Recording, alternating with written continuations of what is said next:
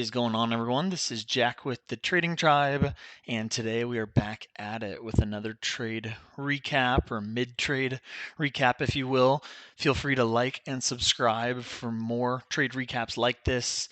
This is an interesting one because it's a trade that I'm actually in still, and it's really been focused on this bounce that we're getting in the stock market. So ES and Q, all of the main indexes have been rallying the last few days. If we look on really any of the long-term time frames here on the left, I have a 2-hour chart, but even on the hourly, you can see that ES is at a really nice pullback. But again, right, in bull markets, these downtrends tend to be pretty short-lived. So we've kind of found a base, it looks like, right around 50-40s on ES at least, and we essentially started consolidating and making higher highs again. And so I basically spotted that and took advantage of it on this recent dip.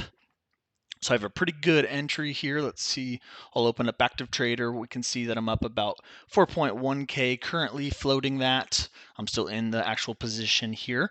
My risk is under that last pivot low. So as a uptrend swing trader, right, when I take these moves higher, what I'll typically do is I'll find a structure point right close by my entry for that risk level. And then I'll have an idea, right, of what I want in terms of a target. And sometimes I scale out, sometimes I don't. Kind of depends on if you're trading with one contract on a given trade or if you're trading with multiple.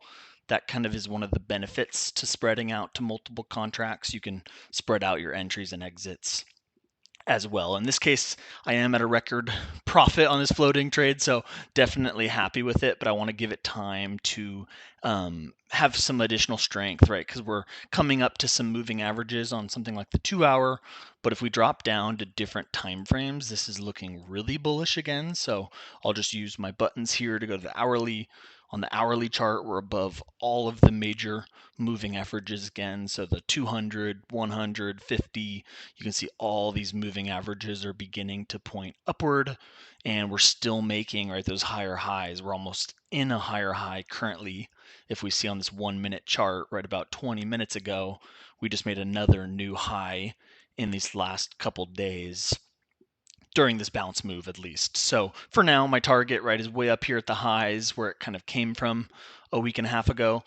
And then my stop loss is under the lows, but a couple ways you can actually manage the trade. So as this trade continues to move higher or try to move higher, right, you can just move that stop loss under those new profit zones or recent lows, right? That's another way to do it. You can also just move it under the next low of day. So in this case, today's low is way up here or right here if you're looking at the 1-minute chart. And so depending on how we close, right, if we close strong enough and I want to risk that, right, I can open up that stop loss and move it up to this level. So a couple ways you can do it from a stop loss perspective, but also from a take profit as well. So I will keep the channel posted here.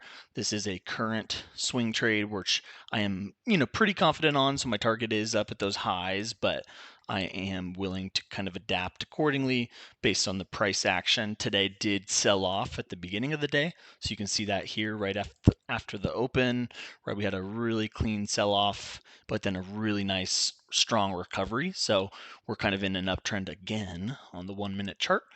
And that makes me have a lot more confidence going into the weekend because there is that gap risk. Sunday night, the market will reopen.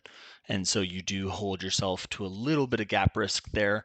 ES is pretty efficient, so we don't typically see big gaps if you look on the prior Sundays or the weekday close and reopen, right? There's typically not a fairly, significant bounce. So I feel pretty comfortable just leaving risk as is.